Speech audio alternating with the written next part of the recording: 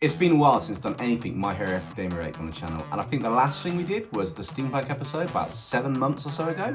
With that said, I put out a poll to see what episode you wanted to see today, and you guys all wanted to see a My Hero Academia's Kaiju episode. Full transparency, my inspiration for this came from the homepage feed, providing me with a video from friend of the channel Popcorn Studios, which was his My Hero Academia's Kaiju's episode he did about a year or so ago. So I thought that's a really cool topic, I quite like the idea. So I stuck it down on the list of suggestions, and you guys want to see it as well. Let's see how these My Hero Academia characters as Kaijus turn out, shall we? Let's bring these illustrations to life. What the hell? You've got to be kidding me. How the hell is my luck so bad to wind up here? Huh? What? I guess I should explain. I work for the KDF, Kaiju Defense Force, Western Branch. Normally, I deal with Kaiju attacking the Western countries, and to be honest, I'm really good at what I do. I've slain a fair amount of Kaiju since I joined. However, that was in the Western part of the world. Now I've been sent, mainly due to my impressive record, to help the Japanese branch, or JKDF, as they're more commonly known, deal with the Kaiju plague in their country, and as a part of the unified world force protecting humanity from the threat of these giant monstrosities. Not to mention, we all know that the meanest and toughest Kaiju are based in Japan.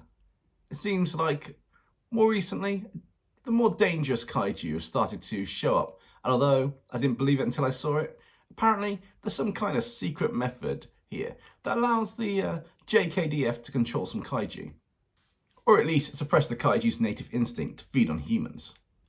Doesn't work on all Kaiju, but the JKDF have managed to get some of the more unique ones on their side. And just as my luck would have it, I've just attended a meeting about the Kaiju that the JKDF has on Team K, as they call it.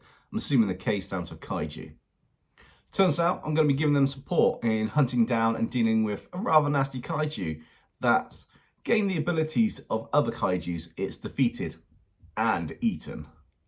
The first Kaiju on Team K is one that they've called Hi-Kori, a rather large and mean looking Kaiju with a scar around the eyes on the left hand side of its face. It looks kind of like a burn, but I'm not too sure what could cause a burn of this scale on a Kaiju that big. As if looking mean wasn't enough for this one, it has the ability to use fire and ice elements. Not sure how Kaiju can control the elements, but I can see how the tales of old spoke about magic and all that waffle. Either way, the JKDF seems to have a system of pairing a Kaiju with a team member. Reminds me of that Pokemon game the kids all played. Come to think of it, that came from Japan as well. Wonder if that's where they got the idea from, or... Nah, couldn't be, could it?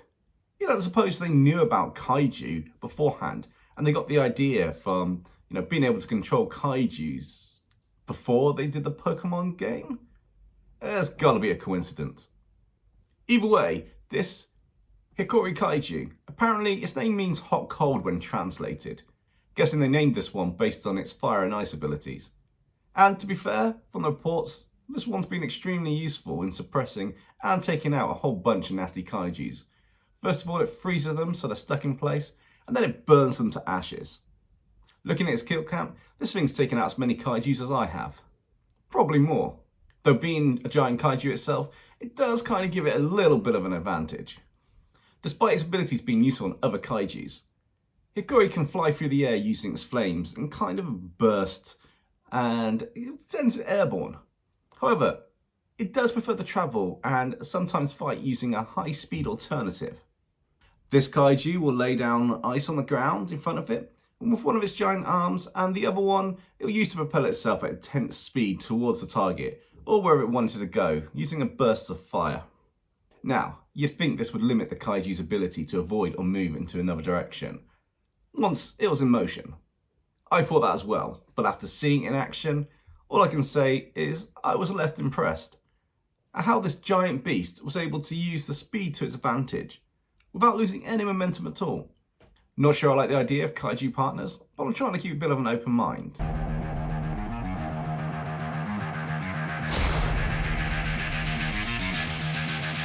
Now, Team K have a Kaiju with a rather unique ability. This one was rather slender in looks and seemed to have some kind of circular shapes around its arm. This kaiju went by some weird name. I think it was Jur-yoku-aka or something like that. Either way, this kaiju looked quite weak compared to Hi-Kori and some of the more bulkier looking kaijus that were constantly attacking the JKDF. Also, this one was interesting in colour. Not many kaiju out there have a mainly pinkish colour scheme. It kind of pulled it off. I think this might have been a female kaiju. At least that's the theory going around the base. I mean, sleek, slender, and, well, still terrifying to look at, but at least it's somewhat less ugly than many of the majority of kaijus out there. Although the last person to say this kaiju looked ugly to its face apparently has taken a one-way vacation into the stratosphere. No, seriously, this Jur-yoku kaiju thing can control gravity. When it touches an object, it can make it weightless and send it flying through the air with just a simple flick. Even send it to outer space. Kind of cool, but I don't want to be on the receiving end of this kaiju's temper. It has come in useful to stop some of the kaiju from crushing cities. If this one can get a simple touch to it first, then, they can make it float in the air and stop them crushing buildings. It's also been useful to clear the destruction and debris from battles between kaiju to help with the rebuilding process. Either way, this is one tricky kaiju to face despite how useful its skills are for the JKDF, and humanity for that matter. Still, it is a kaiju at the end of the day, and I still feel they all need to be eliminated, or at the very least the nasty ones eradicated. The rest of them can be sent somewhere where they can't bother humanity. I'm a little bit curious about how the JKDF are able to control and tame some of these kaiju. What if we contain them all and control them? It makes you wonder. But that's food for thought for another day. I'm not going to lie, I thought that this kaiju was on the weaker side, despite its rather tricky ability. As long as you don't get too close to it, and it can't touch you, its ability's useless. That's what I thought, until I saw this thing in action. Apparently, the JKDF has been doing training sessions with these kaiju to increase their combat effectiveness and combat power, looking for ways to overcome their weaknesses. Seems like a good idea as long as we can keep one of those kaijus from breaking free from whatever method they used to control it. So, you can imagine my surprise when I saw this kaiju take on a much larger and faster kaiju that can attack from a distance. Despite being under a barrage of long-range attacks, Jur-yoku-aka just seemed to effortlessly dodge the attacks, even using its zero-gravity skill to send projectiles back. Definitely impressive by any standards. It was at this point I realised what the kaiju was doing. As it was evading around its opponent, it was using its ability to make anything weightless apply to anything it touched on the ground. So when the attacks destroyed the ground, the debris was floating in the air above the kaiju attacking it. It's at this point I noticed a giant floating mass of debris above the kaiju. And then Jur-yoku-aka put its front arms together and released its ability. I didn't realise it could actually release the ability without touching the objects again. But in an instant, all the debris came crashing down on top of its opponent, crushing it in an instant.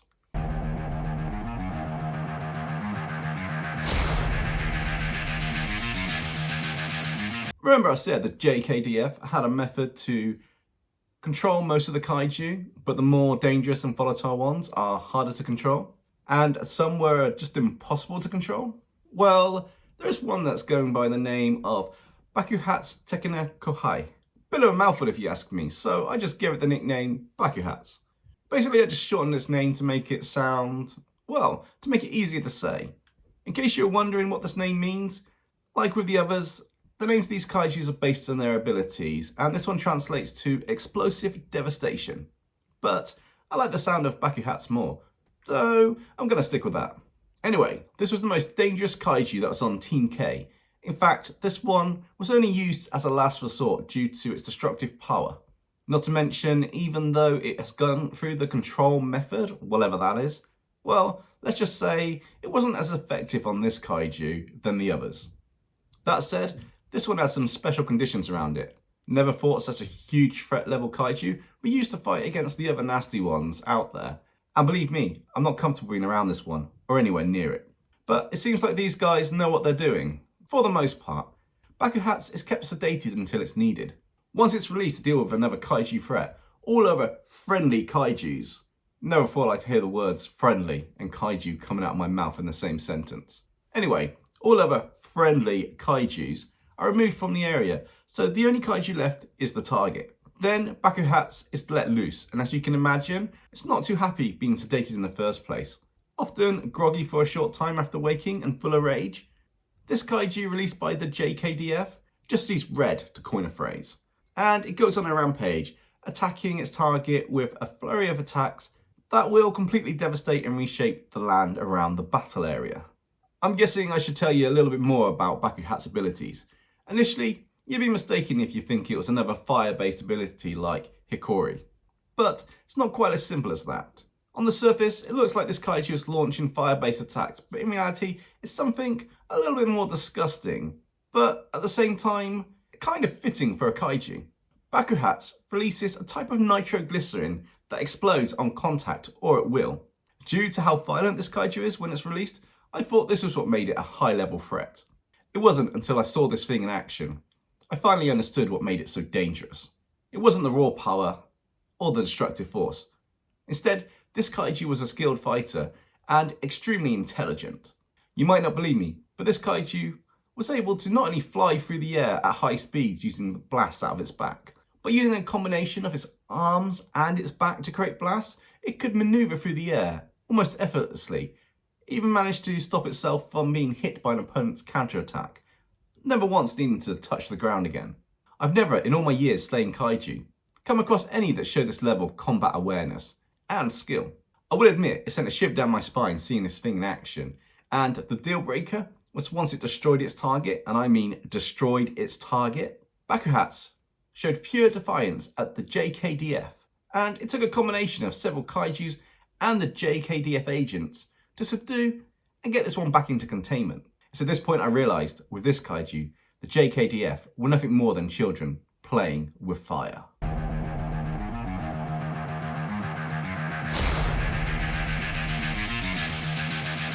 I have to say, I was caught a bit off guard when My Hero Academia's Kaijus won the poll. I was expecting one of the other ones to win. Perhaps something to do with the amazing digital circus that's all the rage at the moment. But with that said, I had a lot of fun this episode. And I think regardless of if this video gets a substantial amount of likes or not, I might do a part 2. But with that said, smash the like button if you do want to see a part 2, just so I know for sure. Just a reminder to you all, there's no live stream or video on Monday because it's Christmas Day. But there might be an extra live stream on another day next week.